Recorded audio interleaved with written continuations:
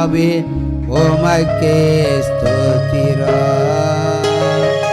அப்பா பிதாவே உமக்கே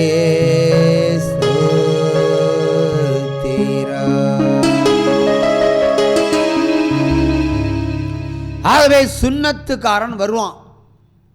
அல்லேலூயா. ஆகார் கர்ப்பவதியாக இருக்கும் பொழுது அவள் வயிற்றில் இருக்கிற பிள்ளையை குறித்து ஆண்டவர் சொன்ன வார்த்தை, துஷ்ட மனிதனாக இருப்பான், துஷ்ட மனிதனாக இருப்பான். இஸ்மவேலுக்கு சொன்னார், கோத்திரம் ரெண்டா பிரிகிறது. ஆசீர்வாத கோத்திரம் யாக்கோபினுடைய கோத்திரம், இஸ்ரவேல் கோத்திரம். ஆனால் ஆபிரகாம் செய்த தவறு. ஆபிரகாம் இடத்துல இருந்து முதல் சந்ததியை ஆசீர்வதிக்க விரும்பினார். அவன் அவசரப்பட்டு ஆகார்கிட்ட போய் ஒரு அடிமை பெண்ணிடத்தில் பிரவேசித்து மனைவி இருக்க விட்டு துரோகம் பண்ணி ஒரு பிள்ளையை பெற்றுக்கிட்டான். பிள்ளை கர்ப்பமானதான் பாலைவனத்துக்கு துரத்தினான். அங்கேருந்து ஆண்டவர் கூட்டிகிட்டு வந்து, நீ அங்கேயே போயிரு. துரத்தினான் இல்லை, அவள் தான் துரத்தினாள், சாராள். அங்கே உட்காரு, உன் வயத்தில் ஒரு பிள்ளை பிறக்குது, ஆண் பிள்ளை. அவனுக்கு இஸ்மவேல் பெயரிடுவாய், துஷ்ட மனிதனாக இருப்பான், துன்மார்க்கனாக இருப்பான், எல்லா ஜாதியும் அவனுக்கு விரோதமாய் கொடி பிடிக்கும் என்று சொன்னார். அன்றை சொன்னார். இன்றைக்கு நான் சொல்லுகிறேன், எல்லா ஜாதியும் அவனுக்கு விரோதமாக இருக்கா இல்லையா? இந்த முஸ்லீம்களை ஏற்றுக்கொள்கிறவர் யார் இருக்காங்க? அவங்கள குறித்து பயப்படுறாங்க. அவ்வளோ ஒதுக்கப்பட்ட. ஏன்னா அது ஆகாரனுடைய வம்சம். ஒரு கொடியில் இரு மலர்கள், சினிமா இல்லை. ஒன்று ஈசாக்கு, ஒன்று இஸ்மவேல். ஈசாக்கு வம்சம் போராடி தான் பிழைக்கணும்,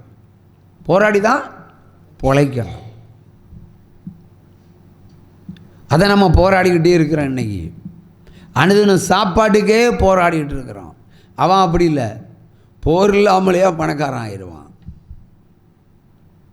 யுத்தம் இல்லாமலே பெரிய ஜாதி ஆவான். பயனா இல்லையா? அவனுக்கு எத்தனை பொண்ணுவானும் கட்டலாம்.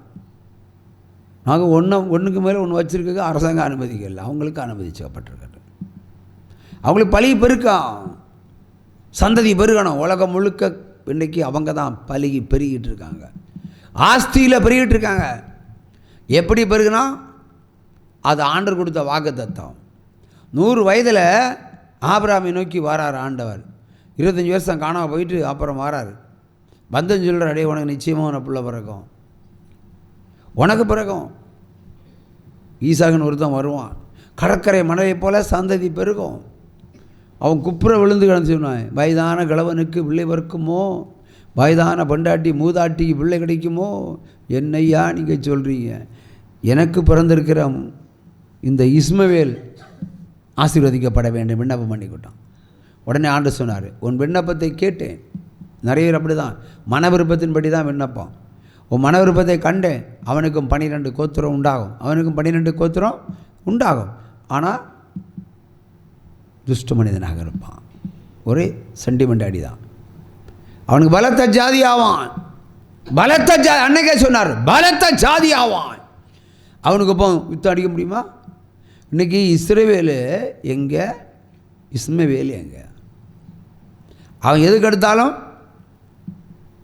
ஏகே படத்தை வச்சு காய்ச்சி போயிட்டே இருப்பான். நம்ம என்னமா கம்பு தடி தான் எடுப்போம். இல்லை நம்மகிட்ட இருக்க துப்பாக்கி என்னது, இந்தியாவில் இருக்க துப்பாக்கி வேலை செய்யாது, இரும்பு துப்பாக்கியாக இருக்கும். அவன் எவ்வளவு சிந்தனைகள், ஒரு தேசத்தை அழிக்கக்கூடிய சிந்தனைகள் நல்லவங்களுக்கு இருக்கிறாங்க. அதான் கெட்டவங்களை மட்டும் சொல்கிறேன். நீ சினிமா எடுத்தால் கூட அவங்களுக்கு விரோதமாக தான் சினிமா எடுக்கிறாங்க. தீவிரவாத லிஸ்ட்டில் அவங்கள வச்சு தான் பண்ணுறாங்க, திரைப்படங்கள் வரைக்கும். உலகம் எங்கும் அவனுக்கு விரோதமாக தான் இருக்குது. அவன் தான் இந்தியாவில் கொடியேற்ற போகிறான். நீங்கள் என்ன சொன்னாலும் இதை விட ஒரு தீர்க்க தரிசனம் உங்களுக்கு இனி உலகத்திலே கிடைக்காது. இப்போ தேசத்தில் ஒரு நல்ல ஆட்சி நடந்து கொண்டிருந்தது, காங்கிரஸ் ஆட்சி. எல்லாரும் விரும்புகிற, எல்லா மதமும் எல்லா இனமும் எதிர்பார்க்குற காங்கிரஸ் ஆட்சி. இனி ஆட்சியே வராதுன்னு சொன்ன தீர்க்க தரிசனம் தான். வர முடியுமா? வர முடியாது. தேசத்தை துன்மார்க்கன் ஆளுவான் என்று சொல்லி மோடியை ஆசீர்வதிச்சார். 3 முறை இங்கிருந்தான் வாக்குத்தத்தம், 3 முறை அவன் தான் பிரதமர். கர்த்தர் நடத்துகிறார். அவங்க ஆட்சியை மாற்றலான்னு சொல்லிவிட்டு வெந்திகோஸ்காரங்களாம் நல்லா சபையில் போராடுறாங்க இல்லையா? எப்படி போராடினாங்க? மோடி ஆட்சி வரக்கூடாது, ஏன் ஓ வேலை நீ பாவ மன்னிப்பு கொடுக்குற வேலை, நீ ஏன் ஆட்சி மாற்றத்துக்கு நீ பேசுகிற? நான் கர்த்தர் சொன்னால் தீர்க்கதரிசனம் சொல்லிட்டேன். இவன்னா உபவாசித்து சபை மக்கள்கிட்ட எல்லாம் நீங்கள் யாருக்கும் பிஜேபி ஓட்டு கொடுக்கக்கூடாது, என்ன நல்லவனும் ஓட்டு கொடுக்கன்னு சொல்லலாம் இல்லையா? இது யதார்த்தம். பிஜேபிக்கு ஓட்டு கொடுக்கக்கூடாதுன்னு சொல்லி நிறைய இந்த மொட்டை அடித்த பாஸ்டர்கள், மீசை இல்லாத பாஸ்டர்கள், இந்த அகங்கார பிசாசுகளுடைய பாஸ்டர்கள் எல்லாரும் சேர்ந்து எடுத்து கட்சிக்கு விரோதமாகவே ஓட்டு போடாமல் இருக்கிறதுக்கு ஜோம் பண்ணாங்களே இல்லையா? ஒரு அறிக்கை விட்டாங்க, அவங்க பிரச்சாரத்துக்கு போகிறாங்க, எல்லாத்துக்கும் போனாங்க, மோடி வரக்கூடாது என்பதற்காக. யார் வந்தது? அப்போ இவ்வளோ ஊழியக்காரெல்லாம் கள்ள ஊழியக்காரங்க தானே. இவங்க ஜெபத்தை கேட்டிருந்தா அவர் மாற்றி இருப்பார்களா? அப்போ இந்த படுபாவிலுடைய ஜெபத்தை அவர் கேட்கவில்லை. உற்சாம கையை தட்டுங்க. ஒரு ஊழியக்காரனை மையான வேலை என்ன? ஒரு ஊழியக்காரனை மையான வேலை என்ன? உங்கள் பாவத்தை பிடுங்கிறது, நீங்கள் பாவம் செய்யாமல் தடுக்கிறது, நீ சுத்தமாயிரு என்று சொல்வது, நீ உத்தமனா நடை என்று சொல்வது, நீ பொய் பேசாத என்று சொல்லுவது, நீ விபச்சாரம் பண்ணாத, இச்சையோடு இருக்காத, உன் அண்ணனை நேசித்துக்கொள், தம்பியை நேசித்துக்கொள், அப்பாவை நேசித்துக்கொள், அம்மாவை நேசித்துக்கொள், கடினமாக வேலை செஞ்சு பொழைச்சிக்கோ, உண்மையாயிரு, நீதியாயிரு. இதை சொல்கிறதுக்கு தான் ஐயா தமிழ்நாட்டிலையும் இந்தியாவிலையும் உலகத்திலையும் ஊழியக்காரில் அவர் நியமித்தார். இந்த பணியை செய்யாமல் நிறைய பேர் புரோக்கர் பணி செய்கிறாங்க. சொத்து விற்கும் புரோக்கர்கள். கேட்டால் பின்னாடி இருக்கிறது பாஸ்டர்.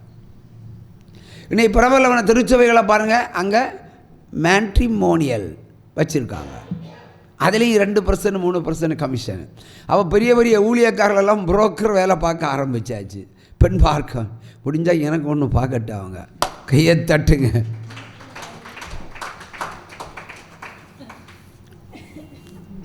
இவன் ஒன்றும் எதிர்ப்பு தெரிவிக்க மாட்டான், அதில் ஒன்றும் பிரச்சனை இல்லை. தாவீதுக்கே 10, நான் ஒத்தை கிடந்து கஷ்டப்படுறான் இல்லையா? பாருங்கள். அப்போ பாருங்கள் இவங்களுடைய பணி என்னன்னு பாருங்கள். ஒரு ஊழியக்காரன் பணி என்ன? பேயை ஓட்டுறது, பிசாசை ஓட்டுறது இல்லையா? இதைத்தான் நம்ம வந்தோம். உங்களை நல்வழிப்படுத்துறது தான் ஒரு ஊழியக்காரனை மையான வேலை. உங்களை ஒழுங்குபடுத்துவது, உங்களை ஒழுக்கமாக நடக்க வைப்பது, பைபிளை வாசிக்க வைப்பது, சத்தியத்தை விதைப்பது. அதில் நீங்கள் தேரணும், அதில் ஊறணும், அதில் வாழணும், அதில் வளரணும், செத்தா பரலோகத்தில் போய் முளைக்கணும். அதுக்கு தான் யா ஊழியம், காசு பணத்துக்கு இல்லை. நானும் ஒரு புரோக்கர் வேலையை ஆரம்பித்தா தொலைக்காட்சியெல்லாம் தாங்கலாம் இல்லையா? ஒரு ஊழியத்தை அவரை ஏற்பாடு பண்ணினா அவர் தான் எல்லாத்துக்கும் எஜமான். இப்போ நான் கேட்குறேன், இந்த வருஷம் மட்டும் 5 லட்சம் ரூபாய் மேலே கரண்ட்டு கட்டியிருப்பேன், கரண்ட் ஈபிக்கு பணம் கட்டியிருப்பேன். இப்போ ஒரு மீட்டருக்கு 76,000 ரூபா போட்டிருக்காங்க. 76,866 ரூபா ஒரு மீட்டருக்கு. இப்படி 7 இணைப்புகள். வேறு ஊழியக்காரனா என்ன பண்ணிடுவான்? கரண்ட் கட்ட காசு இல்லை, கொடுங்க சிஸ்டர், கொடுங்க சிஸ்டர், கொடுங்க சிஸ்டர்னு பிச்சை எடுப்பான். அப்படி தானே? நான் கடன் கேட்பேன், ஏன்னா கர்த்தருடைய ஊழியத்தை செய்கிறதுக்கு. ஆனால் பிச்சை எடுக்கிற வேலை மட்டும் இல்லை, நிறைய பாஸ்டர்ஸ் எல்லாம் பிச்சை தான் எடுக்கணும். சட்டை போட்ட பிச்சைக்காரர்கள் இல்லை இல்லையா? உண்மையை தான் சொல்லணும். சரியாக இருக்கட்டுமே. ஏன் ஊழியம் விசுவாசிகளுக்கு மாத்திரமல்ல, ஊழியக்காரர்களும் சேர்த்து தான். ஊழியக்காரர்களும் பரலோகத்துக்கு போக வேண்டும் என்பதற்காக நான் பேசுகிறேன். நீ செத்த நான் தங்கத்திலேயா ஒன்று அடக்கம் பண்ணுவாங்க, தங்கப்பட்டியாக செஞ்சு வைப்பாங்க, தங்கமாக வயிற்றில் வச்சுருக்கியே, தின்னு பாரு, முடியாதில்ல. ஒரு வருஷம் ஒரு ஊழியக்காரன் எவ்வளோ வருமானத்தை சேர்க்கிறான். ஆண்டவர் சொல்லுகிறார், இன்றைக்கு வாசித்த வேத புஸ்தகத்தில் இருந்து, நீ வீட்டில் உன்னுடைய வயலை அறுவடை செய்யும் பொழுது கொஞ்சம் கதிரை விட்டுட்டு போ, முற்றிலுமாக தொடச்சி அறுத்துறாத, பின்னாடி வர ஏழைகள் அதை சாப்பிடட்டும், ஏழைகள் சாப்பிடட்டும். எவனாவது ஏழைக்கு முக்கியத்துவம் கொடுக்குறானா? இந்த பணக்கார ஊழியர்கள், திமிர் பிடித்த ஊழியக்காரர்கள், அகங்கார ஊழியக்காரர்கள், நொறுக்கு நொறுக்குன்னு அவங்களுக்கு தனியாக ஒரு உரல் செய்ய வேண்டியது தான். ஒரு சும்மா கையை தட்டலாம். வேதம் அப்படி தானே சொல்லுது. செய்யலையே. சுவிசேஷத்தை தரவேற்றுகிறார்கள், அதில் தான் ஒரு குறை சொல்லலை. சுவிசேஷத்தை நல்லா பரப்புகிறார்கள். ஏன்னால் பரப்புற நோக்கமே பின்னாடி துட்டு, பின்னாடி துட்டு. துட்டு இல்லைன்னா பாருங்கள், எல்லோரும் கூலி வேலைக்கு போவாங்க. நான் யாருக்கும் சொல்லிக்கிறேன், இனி உள்ள வேலைக்காரர் இந்த ஊழியக்காரெல்லாம் இந்த கூலி வேலைக்கு போயிடுவாங்கன்னு 2018 சொன்னேன். இங்கே இருக்கிற ஒரு நபருக்குன்னு சொல்லியிருக்கிறேன். இந்த ஊழியக்கார பவேலாம் என்ன செய்வேன், பெட்டி கடை ஆரம்பிச்சிருவாங்கன்னு பார்த்தா கொரோனா வந்துல்ல, எல்லாரும் வியாபாரத்தையே ஆரம்பிச்சிட்டான். நிறைய ஊழியக்காரர்கள் வியாபாரத்தையே ஆரம்பிச்சுட்டானுவா. அல்லேலூயா. ஏன்னா வாழ வழி இல்லை. நிறைய படித்த, அதாவது கொஞ்சம் டெக்னிக்கல் தெரிஞ்ச ஊழியக்காரங்க டிஜிட்டலில் காணிக்க கேட்டாங்க. உங்களுக்கு ஜிபே இருக்குல்ல, தசமத்தை அப்படியே போட்டுருங்க. ஏன்னா சபை நடத்த முடியல, சபை மக்கள் வர முடியல. சபை கூடனா போலீஸ்காரன் சபையை சீல் வச்சுருவான். ஆனால் காணிக்க வரல. இவங்களுக்கு வயிற்று வலியை தாங்க முடியல. இந்த பெண்களுக்கு வரதா வலியை போல துடித்தார்கள் என்றால் காணிக்க வரவில்லை. ஐயோ, கொரோனா காலத்தில் எங்களுக்கு காணிக்க கிடைக்கலையேன்னுட்டு அப்புறம் டிஜிட்டலில் நீங்கள் காணிக்க போட்டு வைங்கன்னு அவள் அக்கௌண்ட் இல்லாதவனெல்லாம் அக்கௌண்ட் வச்சான். இப்போ அக்கௌண்ட் வைக்கிறதே பயப்படுவாங்க அந்த காலத்தில். ஏன்னா திருட்டுத்தனமாக வசூல் பண்ணி இன்கம் டேக்ஸுக்கு அல்வா கொடுத்துட்டு சாப்பிட்றது. அப்புறம் டிஜிட்டலில் காணிக்க போட்ட என்ன கணக்கு ஐடி டிபார்ட்மெண்ட் பிடிக்கும். அப்போ ஆரம்பிச்சானுவான். அவன் அது வரைக்கும் அவனுக்கு டிஜிட்டல் தேவைப்படலை. 5 பெரிய ஊழிய பட்டியலை வச்சுருப்பாங்க, காணிக்கை பட்டியல் எல்லாம். இங்கே எர்ணாகுளத்தில் ஒரு முறை, ஒரு எர்ணாகுளம் இல்லை, அதுக்கப்புறம் ஒரு சபைக்கு போனோம். ஒரு பிரசங்கத்துக்கு தான். ஒரு மோகன் ஒரு பாஸ்டர். அப்போ அவர் சொன்னார், நான் இங்கே தஞ்சாவூருக்கு ஒழித்து போனேன். அங்கே 3 காணிக்கை பட்டி வச்சுருக்காங்க. 3 காணிக்கை பட்டி. அதில் 3 காணிக்கை பட்டியிலும் ஸ்டிக்கர் வச்சுருக்காங்களாம். ஸ்டிக்கர், ஒன்று கார் வாங்குவதற்கு காணிக்கை, ஒன்று ஊழியத்திற்கு காணிக்கை, ஒன்று கட்டிடம் கட்டுவதற்கு. அப்போ ஒரு தான் 3 காணிக்கையை செலுத்தணும். பாஸ்டர் காணிக்கை வாங்குறதுக்கு ஒரு பெட்டி, காரில் போகிறதுக்கு கண்ணூர். அப்புறம் இப்படி 3 காணிக்கை பட்டி வச்சு வசூல் பண்ணுறாங்களாம். வேட்டை நாய்கள் தான் இல்லையா, அவை தான் நாய்களுக்கு எச்சரிக்கை ஆயிருன்னு சொல்கிறார். காணிக்கை புனிதமானது, கர்த்தருக்குரியது. ஆனால் ஸ்கெட்ச் போட்டு வாங்கக்கூடாது, பொய் சொல்லி வாங்கக்கூடாது. பாஸ்டர் கார் வாங்குறாருன்னா அப்போ விசுவாசிக்கும் ஒரு கார் வாங்குறதுக்கு ஒரு காணிக்கை பட்டி வைங்க இல்லையா. அந்த சபையில் ஒரு ஏழை பெண்மணி, கல்யாணம் ஆக முடியாத, வசதி இல்லாமல் ஒரு ஏழை பெண் இருக்கும். அப்போ இந்த பொண்ணுக்கு என்ன செய்யணும், இந்த ஏழை பெண்மணி கல்யாண நிதின்னு ஒரு பெட்டியை வை, தப்பு இல்லை, தாராளமாக. சபையில் வர ஒரு ஏழை பெண்ணுக்கு கல்யாணம் பண்ணணும், அதுக்கு வசதி இல்லை, உங்களால் முடிஞ்சதை போடுங்கன்னு பெட்டி வைங்க. ஒரு 6 மாதம் தாண்டும் பெட்டியை தரீங்க, இருக்கிற அந்த பொண்ணுக்கு கொடுத்துருங்க, அவளை கல்யாணம் பண்ணுவீங்க. இது நியாயம். அடுத்து சபையில் வீடு இல்லாமல் இருப்பாங்க. சபையில் வீடு இல்லாமல் இருப்பாங்க, ஒன்றுமே இல்லாமல் இருப்பாங்க. அவங்களுக்கு வீடு கட்டி கொடுக்கணும். அப்போ இந்த ஒரு ஸ்திரியை தெரிந்து கொண்டு, இல்லைன்னா ஒரு மனிதனை தெரிந்து கொண்டு ஒரு கண்ணாடி பெட்டி செய்து வச்சுக்கிட்டு கண்ணாடி பெட்டியில் தான் காணிக்க வச்சானோம். அப்போ தான் எவ்வளோ உள்ளுன்னு தெரியும் இல்லையா. அப்போ 100 போடுவான், 1000 போடுவான், பெருமை. அப்போ அந்த வீடு கட்டுறதுக்கு உங்களால் முடிஞ்சதை போடுங்கன்னு சொல்லணும். அப்போ ஒரு 6 மாதமாக அந்த பெட்டி நிறையும். அதை எடுத்து இந்தாம்மா வீடு கட்டிக்கோ போ. இதையும் எல்லா சபை பின்பற்ற வேண்டும். எல்லா ஊழியக்காரர்களும் இதைத்தான் செய்ய வேண்டும். அடுத்த ஊரில் ஒரு வியாதியஸ்தன் இருப்பான், காப்பாற்ற முடியலை. இலவச மருத்துவலையும் நடக்கலை. இனி ப்ரைவேட்டில் போனால் தான் காப்பாற்ற முடியும். கைவிடப்பட்ட நிலையில் இருக்குது. அப்போ நம்ம சபை மக்களெல்லாம் என்ன செஞ்சு ஒரு வசூல் வேட்டை நடத்தி அந்த பிள்ளையை கொடுத்து உயிரை காப்பாற்ற போராடலாம். இதையா கிறிஸ்தவ பணி, இதைத்தான் செய்யணும். ஆனால் இதை செய்யாமல் அவன் தன் சுய இச்சையை நிமித்தம் செய்தால் சிக்கல் உண்டு மாட்டிக்கிடுவான். உற்சவமாக கையை தட்டலாம். அல்லேலூயா, அல்லேலூயா. ஆகவே ஆண்டவர் சொல்லுகிற காரியத்தின்படி சுன்னத்துக்காரனுக்கு எச்சரிக்கையாருன்னா கடைசி காலம் வந்தாச்சுன்னு அர்த்தம். ஆதி ஆமத்தில் இஸ்மவேலை சுன்னத்துக்காரன்னு சொன்னார். இன்றைக்கு எச்சரிக்கையாருன்னு நினைவூட்டுகிறார் என்று சொன்னால் வேலை வந்து விட்டது. துஷ்டன் வந்தால் ஒளியே நான் வர முடியாது, புரியுதா? யுத்தம் நடந்தால் ஒளியே வர முடியாது.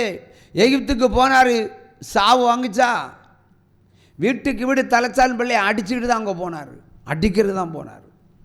அழிவு. இஸ்ரவேலில் பெத்லகேம் மேலே இயேசு கிறிஸ்து பிறந்தார். அந்த ஊர் கண்ணீர் விட்டு அழுதா இல்லையா? ஒரு பக்கம் சந்தோஷம், ஒரு பக்கம் இயேசு கிறிஸ்துவுக்கு பிறந்த அவருக்கு வயதுக்கு ஒப்பான பிள்ளைகளெல்லாம் வெட்டி கொல்ல உத்தரவு போட்டான். அவன் பெத்த பிள்ளைய மறைக்கிறது எல்லாம் ஓடி போயிட்டான். அப்படி மரியாதை அந்த பிள்ளைய கொண்டு ஓடி போயிட்டாங்க. கடவுளாக மறந்துருக்கு, ஆனாலும் ஓடி போக வேண்டியதெல்லாம் வந்து போச்சு இல்லை. தூதர் சொன்னார், சிறிது காலம் நீயும் மறந்துரு, நீயும் மறைந்துருன்னு சொன்னார். அவே பெத்த பிள்ளையை காப்பாற்றுறதுக்கு ஊருட்டு போனார். அப்போ இயேசு கிறிஸ்து பிறந்த நிமித்தம் அந்த தேசத்தில் எல்லா குழந்தைகளையும் கொன்று குவித்தான். அங்கே சந்தோஷம் மிகுதியாக இருந்தாலும் அழுகை மிகுதியாக இருந்தது. அப்போ பிறப்பிற்கே இவ்வளவு அழிவை காண்பித்திருக்கிறார் ஆண்டவர். அப்படியா வருகையின் போது எவ்வளவு அழிவுகளை இந்த தேசம் காணும். நினைத்து பார்க்க முடியாத அழிவுகள். இந்த ஊழியத்தில் எங்கெல்லாம் எப்படியெல்லாம் அழிவுகள் உண்டு என்று சொல்லி இருக்கிறதோ அத்தனை நிறைவேற்றிடுவார். ஒன்றும் வச்சிருக்க மாட்டார். எர்ணாகுளத்தில் இருந்து ஒரு சகோதரன் வந்தான். அதுக்கு முன்னாடி ஒரு காரியம். ஒரு முறை அவங்க என்ன பிரச்சனைன்னா, முதல்ல வரும்போது அவருக்கு எக்கச்சக்கம் கடன். கோடீஸ்வரர் தலைக்கு மேலே ஆகணும், பிடிச்சி நிற்க முடியாது, செத்து தான் ஆகணும். அதான் சிச்சுவேஷன். வீட்டில் இருக்க முடியாது. என்றால் பகலையே பேய் நடந்து போகிறது. பகலே பேய் நடந்து, நிறைய வீடுகளில் பகலே பேய் நடக்கும். இல்லைன்னா சிக்கு சிக்கு கொலுசு சத்தெல்லாம் கேட்கும். கொலுசு சத்தெல்லாம் கேட்டவங்க எல்லாம் கையை தூக்க பார்ப்போம். கொலுசு சத்தம் கேட்கும். உங்கள் வீட்டில்